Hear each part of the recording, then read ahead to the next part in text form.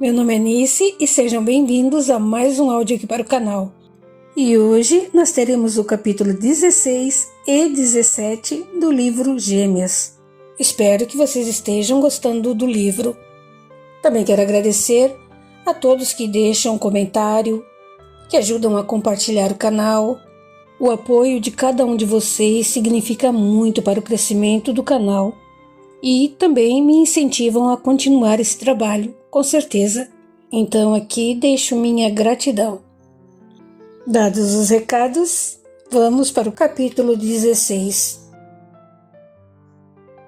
Ao entrar no shopping, Gilson se voltou em dúvida, mirando as costas da moça bonita que havia cruzado com ele em companhia daquele rapaz. Parecia-se tanto com Beatriz.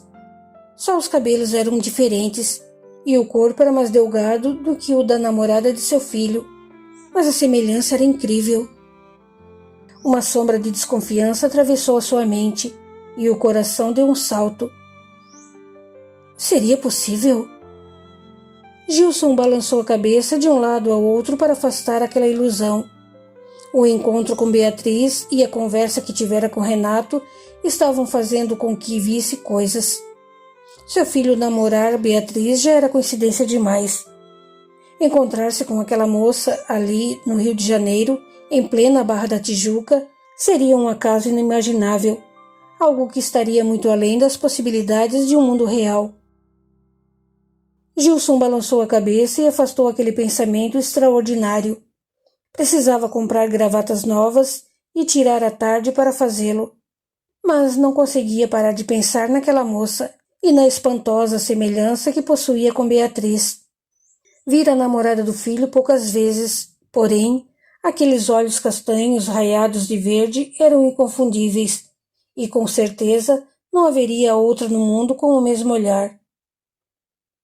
A muito custo, Gilson conseguiu comprar as gravatas, acatando as sugestões do vendedor e levando as que ele aconselhara. Voltou correndo ao jornal e passou a tarde pensativo, hesitando entre ligar para o filho e não ligar. Queria muito falar com ele, perguntar-lhe de Beatriz, mas foi impedido pela insegurança e o medo. O jeito era esperar. Até o final da noite, Vitor ainda não havia voltado e Gilson não conseguiu dormir. A seu lado, o espírito de Lorena se deixava consumir pela raiva e a irritação. Não estava junto do marido quando ele se deparou com a moça, mas seus insistentes pensamentos criavam pensamentos iguaizinhas a Suzane diante de seus olhos, devassando o teor de sua mente. Abre parênteses. Todo pensamento produz uma forma, chamada forma-pensamento, que fica flutuando mais ou menos no nível dos olhos e permanece ali até que o pensamento se desfaça. Fecha parênteses. Nota do autor. Só faltava essa, reclamou Lorena. É por isso que dizem que uma desgraça nunca vem sozinha. Será possível que essa moça tinha que aparecer justo agora? Quando Vitor entrou em casa, encontrou o pai sentado na poltrona da sala, bebendo uísque e consultando o relógio a todo instante. Oi, pai, cumprimentou o rapaz, virando a chave na porta. O que faz acordado a essa hora? Algum problema? Estou com insônia. Por quê? Em que anda pensando, hein? Gilson derramou um gole da bebida pela garganta, estalou a língua e indagou sem rodeios. Você esteve com Beatriz a noite toda? Estive. Por quê? Por nada. Curiosidade. Boa noite. Boa noite, pai. Apesar de a pergunta ter parecido a Vitor despropositada, ele não disse nada e foi dormir. O dia seguinte era sábado e havia combinado de se encontrar com a namorada na praia. Acordou cedo para aproveitar as ondas antes de os banhistas começarem a aparecer. Quando achou que já havia surfado bastante, saiu da água e sentou-se na areia para esperar por Beatriz. Ficou assim distraído, olhando o mar, e percebeu que algumas pessoas chegaram e preparavam a barraca um pouco mais atrás do lugar onde ele estava, o que não seria nada excepcional se ele não ouvisse a voz de uma moça muito parecida com a de Beatriz. Virou-se rapidamente, achando que ela havia ido em companhia dos pais, e levou um susto ao perceber que não se tratava de Beatriz, mas de uma moça extremamente semelhante a ela, só que com cabelos pretos, cortados a Chanel, e o corpo um pouco mais magro. Estava acompanhada de um rapaz e de um senhor. O rapaz ajudava o outro a armar a barraca e abrir uma cadeira na sombra, e eles nem perceberam o olhar de assombro com que Vitor fixava a moça. Em dado momento, ela tirou a canga e falou alto para o rapaz, que meneou a cabeça e lhe deu um beijo rápido. Ela então partiu sozinha para a água, atraindo ainda mais os olhares de Vitor, que não conseguia desgrudá-los dela. Olhava-a fixamente, fascinado com o que via. É claro que não era Beatriz, mas a semelhança era incrível. A diferença de cabelo e do corpo era mínima, se comparada com a fisionomia idêntica de sua namorada. Beatriz tinha um rosto muito bonito e marcante, e aquela garota parecia igualzinha a ela. Quando ela saiu da água, Vitor desviou os olhos. Afinal, ela estava em companhia do namorado, e não pegava bem ficar com os olhos pregados numa mulher acompanhada. Teve vontade de se aproximar e falar com ela, mas o que iria lhe dizer?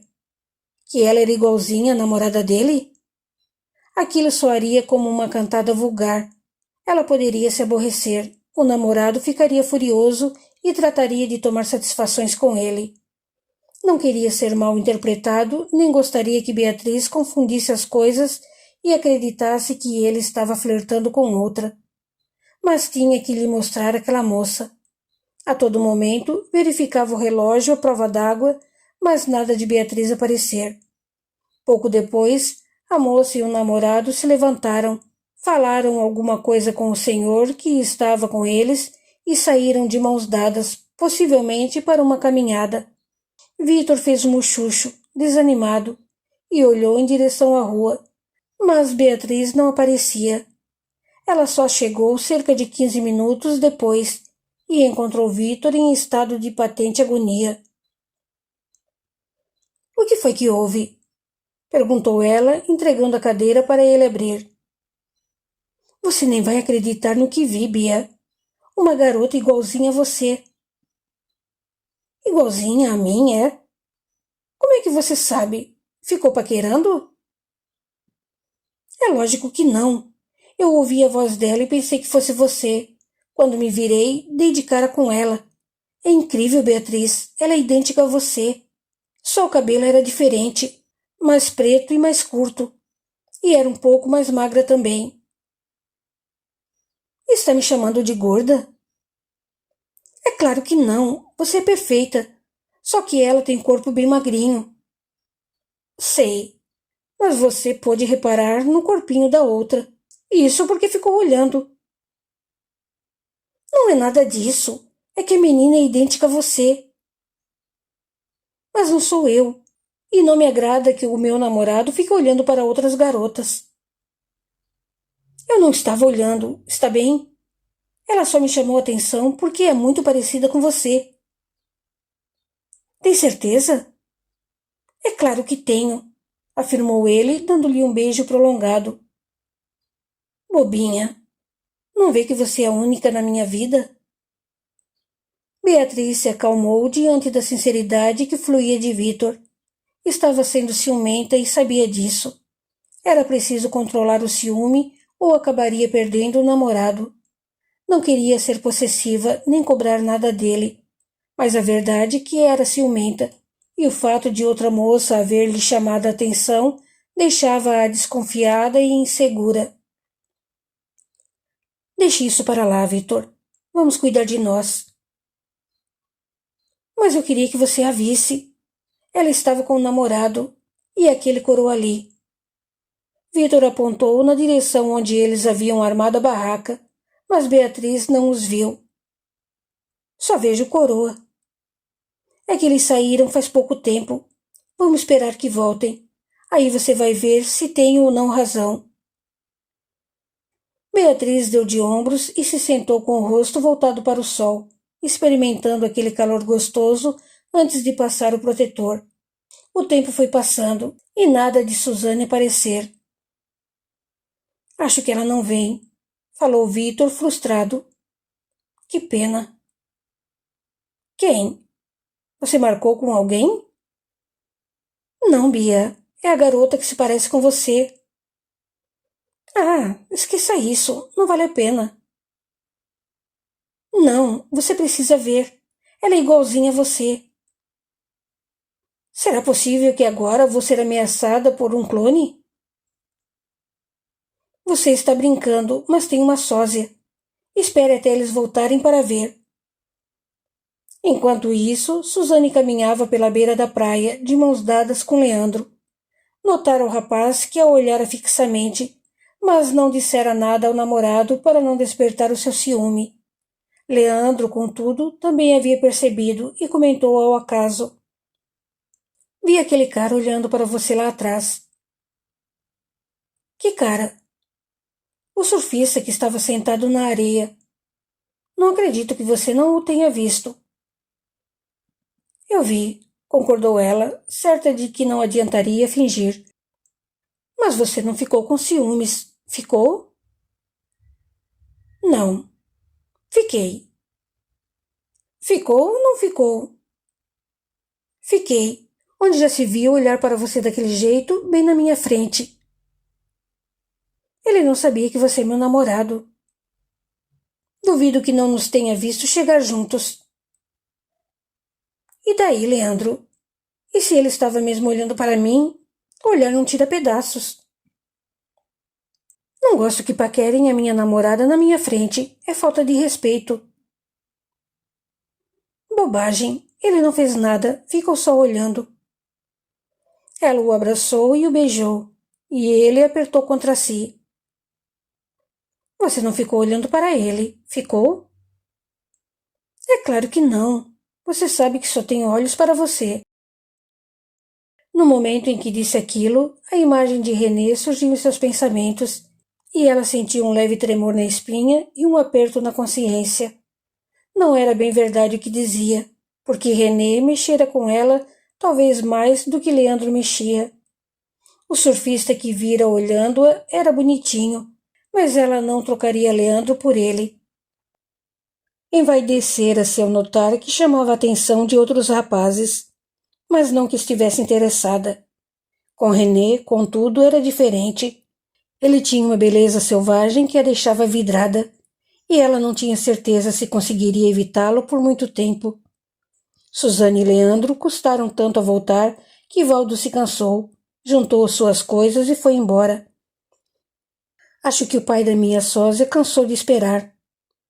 Observou Beatriz, apontando para Valdo com o queixo. Não sei se é pai dela. E isso tem alguma importância? Não. Vamos embora também. Já está ficando tarde e temos uma festa para ir à noite. De mãos dadas, os dois saíram da praia, e a lembrança de Suzane esvaneceu-se na mente de Vitor. Capítulo 17. Graziela acordou assustada, suando frio e sentindo o coração acelerar. Tivera um pesadelo horrível ligado ao seu passado, algo que ela não suportava mais ocultar. Havia muitos gritos em seu sonho e tiros e sangue por todo lado, e muita confusão. No entanto, parecia que uma inexplicável certeza ficara de tudo aquilo, e uma voz conhecida ficou ressoando na sua cabeça, afirmando que ela estava próxima da verdade. Aquele sonho era uma loucura, e acreditar nele algo mais louco ainda. Contudo, seu sexto sentido teimava em martelar que ela seguia as pistas certas. E, de repente, todos os desencontros que se haviam sucedido até então pareciam lhe mostrar que estavam a serviço de seu destino. Seria sorte demais. Ou azar. Não existe sorte nem azar, disse uma voz dentro dela. O que existe é a vida trabalhando para o nosso melhor.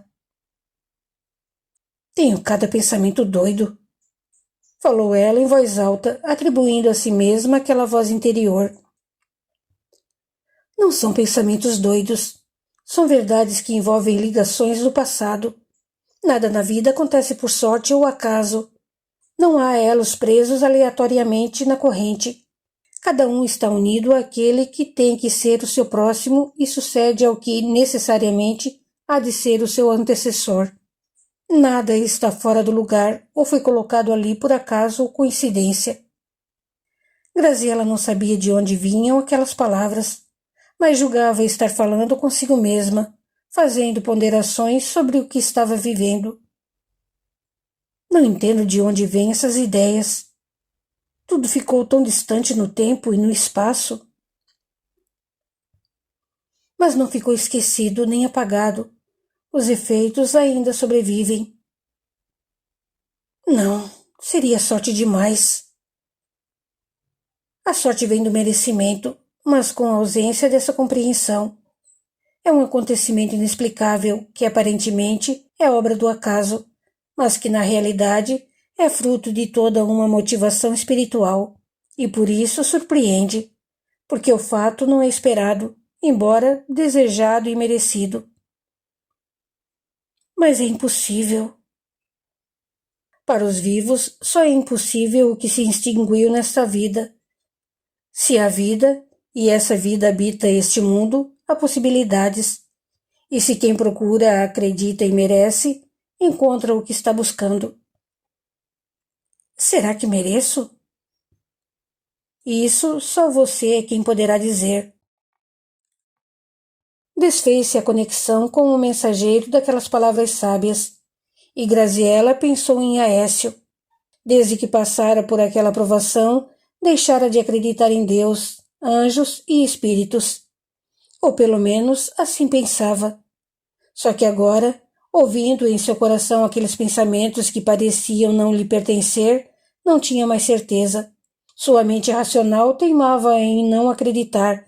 Contudo, lá no mais íntimo de sua alma, sabia que aqueles pensamentos não eram seus, mas de Aécio. E se fosse seu desejo irrefreável, despertado e insano, que a estivesse fazendo pensar daquele jeito? De tanto desejar e sonhar, a esperança fora brotando dentro dela, fazendo-a acreditar em coisas que seriam impossíveis. Sim, porque era impossível. Por mais que aquele mensageiro invisível lhe dissesse que não, ainda tinha dúvidas. E se não fosse Aécio? Bem podia não ser Aécio. Era mais provável que não fosse.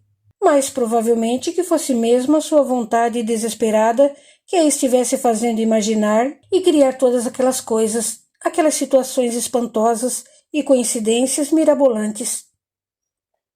Na luta entre a mente racional e a voz do coração, Graziela não sabia a quem dar ouvidos. Parecia que um anjo e um diabinho a estavam tentando ao mesmo tempo, como acontecia nos desenhos animados que vira na televisão. Só o que ela não sabia era que o anjo era Aécio, e não havia demônios exortando-a ao mal. Apenas a sua própria mente, que procurava justificativas racionais para as inexplicáveis intervenções do invisível. Com os pensamentos assim embaralhados, resolveu sair. Não aguentava mais ficar remoendo aquele problema, lutando sozinha para vencer as adversidades do mundo.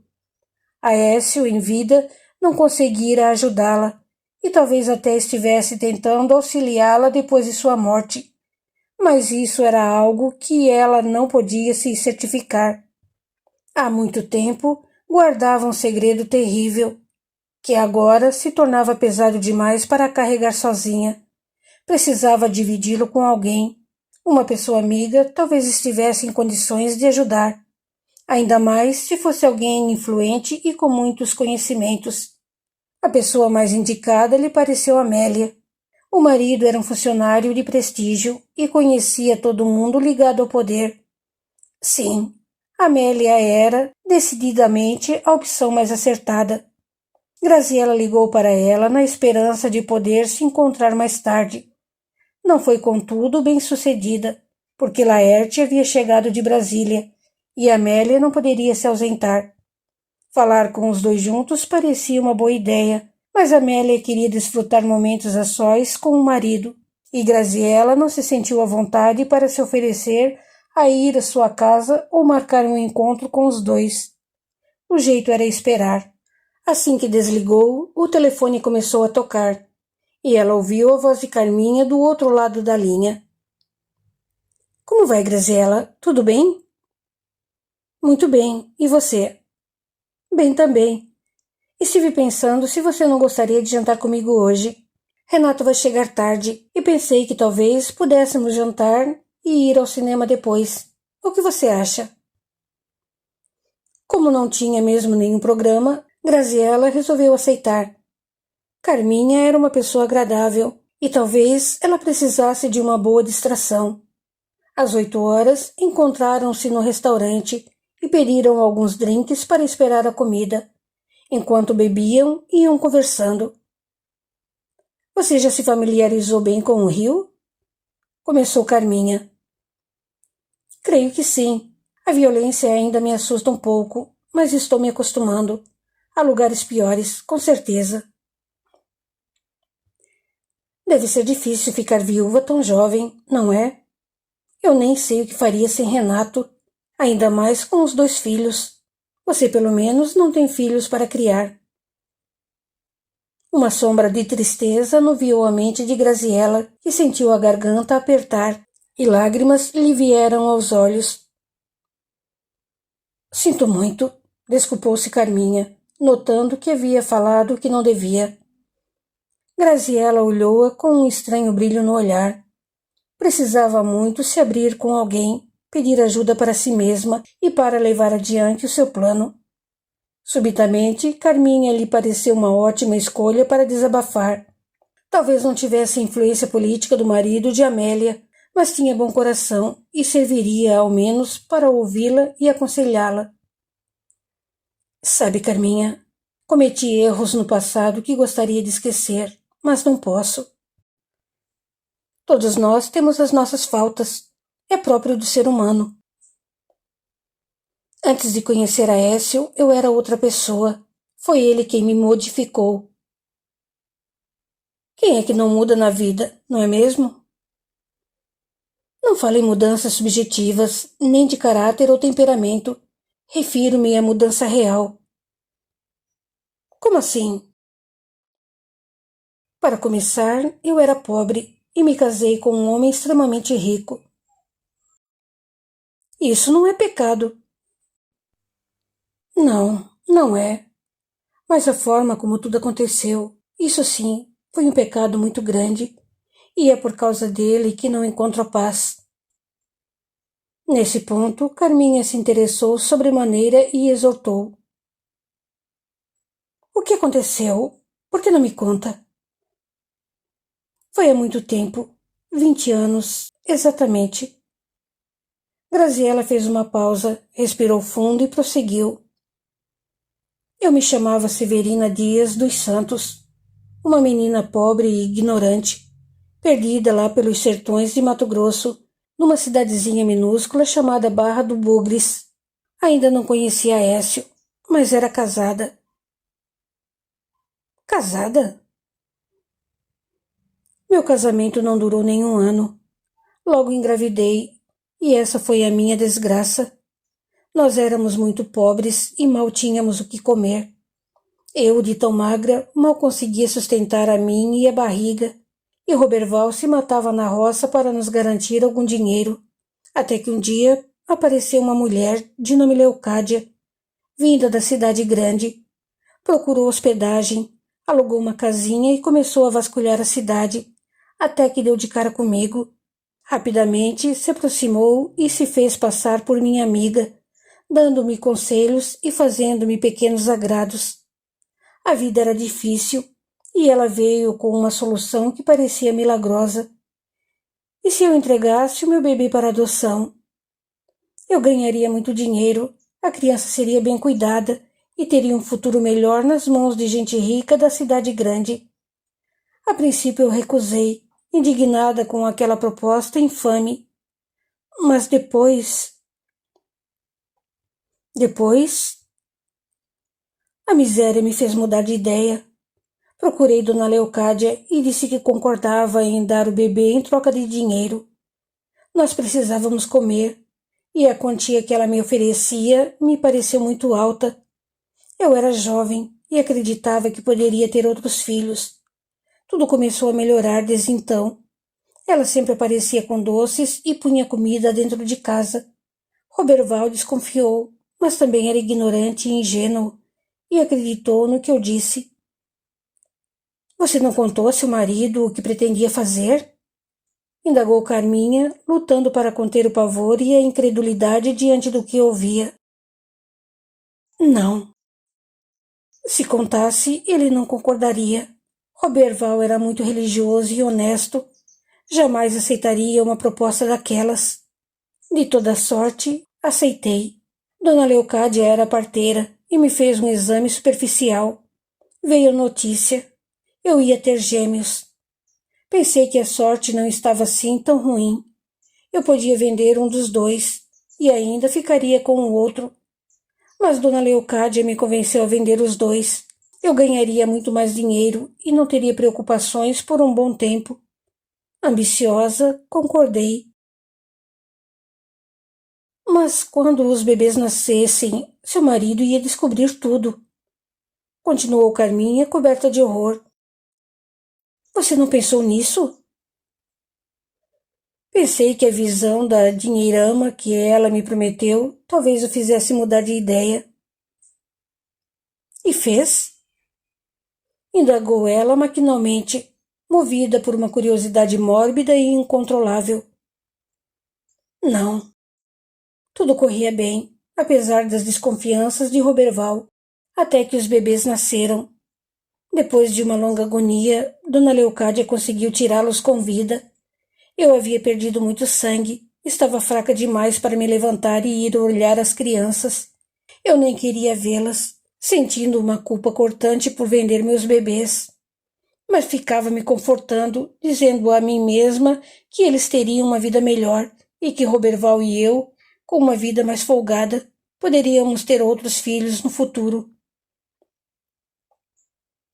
Mas não foi isso que aconteceu.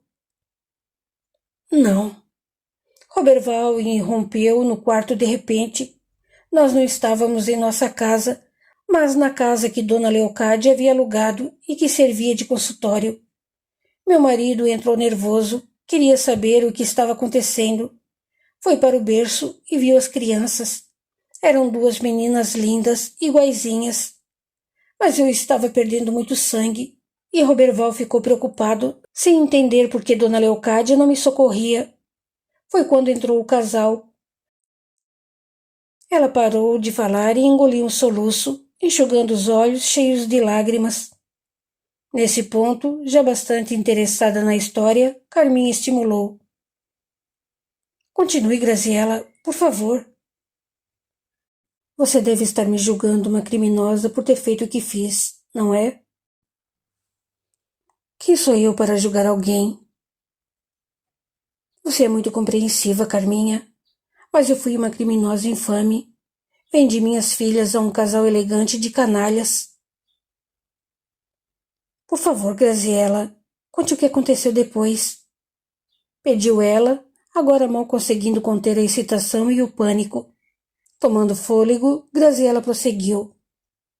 Como eu disse, entrou aquele casal elegante e apanhou as meninas. Seguiu-se uma confusão e uma gritaria, com Roberval tentando arrancar as meninas deles. Foi naquele momento que compreendi que todo aquele dinheiro não valia nada sem as minhas filhas.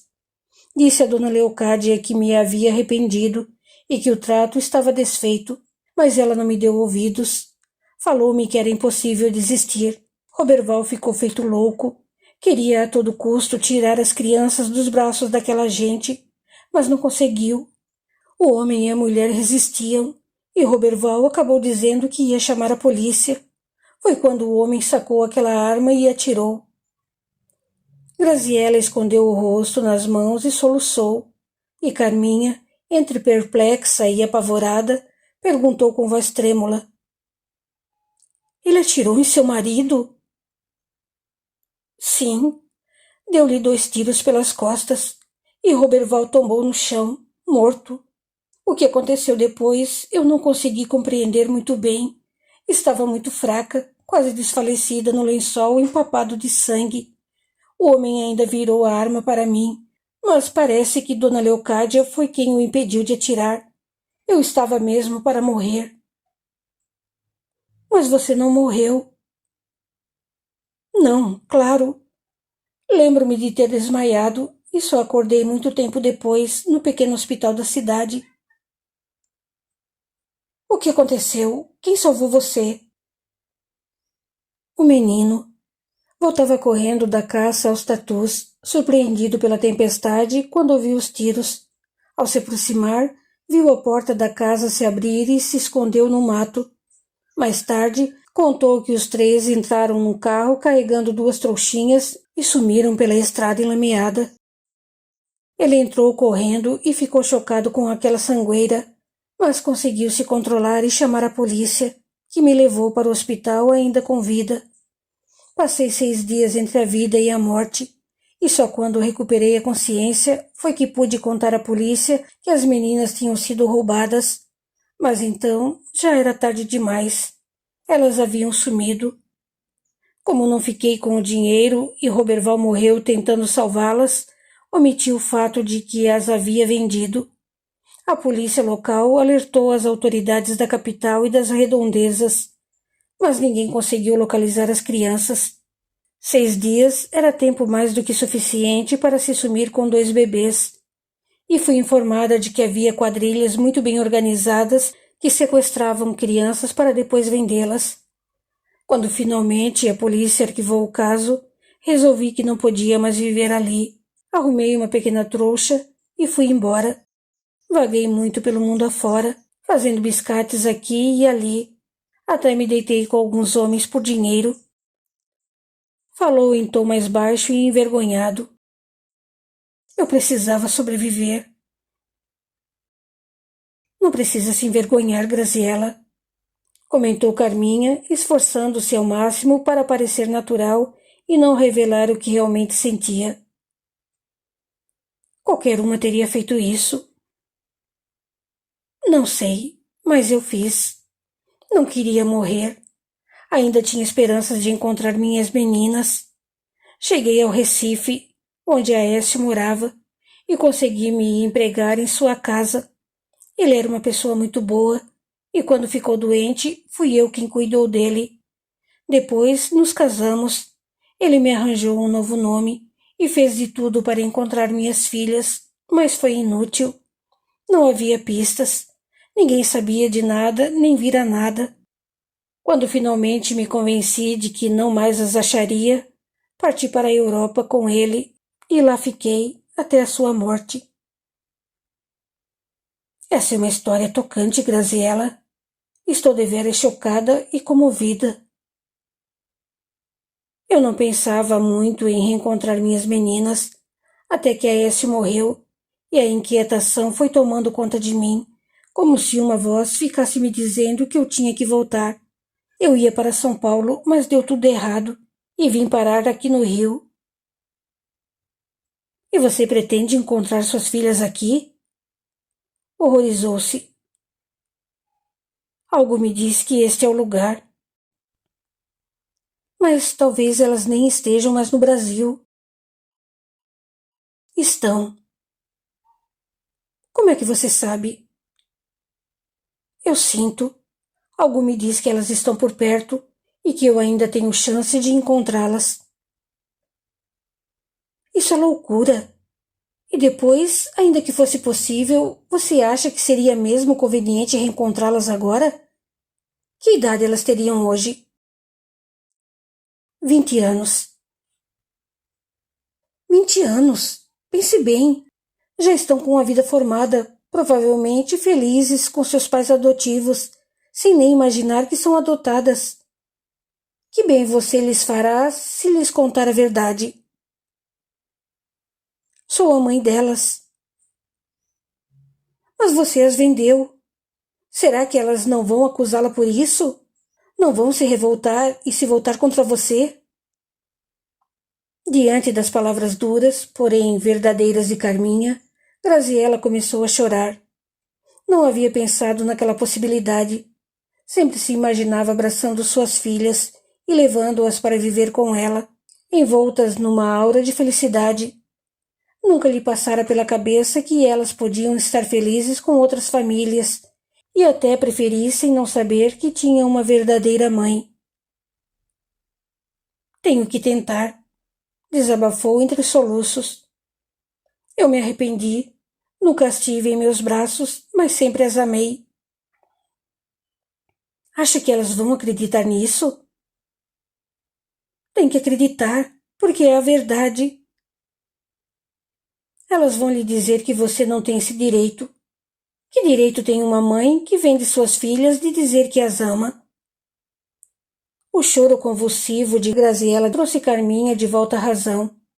Ela estava sendo implacável, porque aquela história combinava muito bem com a sua própria.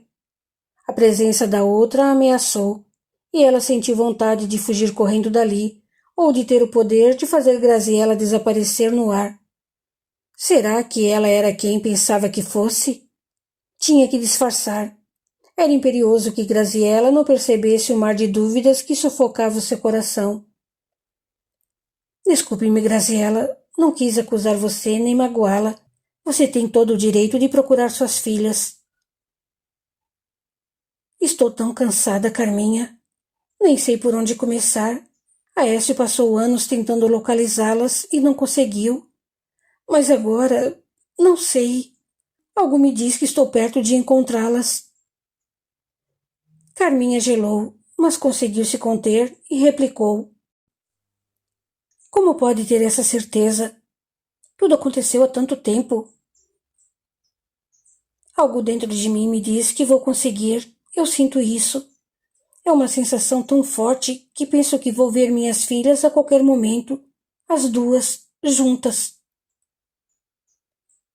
Mas você nem as conhece, nem sabe como elas são. Eu preciso tentar. Ah, Carminha, me ajude. Eu? O que posso fazer? Não sei. Perdoe-me. Estou tão desesperada que procuro esperança em todos. Carminha não disse nada. Se tivesse certeza de que Beatriz não era uma daquelas meninas, não hesitaria em auxiliar. Todavia, seu coração a alertava de uma ameaça, e havia uma grande chance de Beatriz estar envolvida, o que inviabilizaria qualquer tipo de auxílio. Com aqueles pensamentos, Carminha olhou para Graziella e sorriu. Um sorriso frio e assombrado que a outra, imersa em sua própria dor, não percebeu. Graziella apertou a mão de Carminha e devolveu o sorriso com outro, banhado em lágrimas, onde se via luzir um raiozinho tímido de esperança. Não sabia que o coração de Carminha se tornara turvo e refratário ao sol da sua esperança. Continua no capítulo 18. Até lá!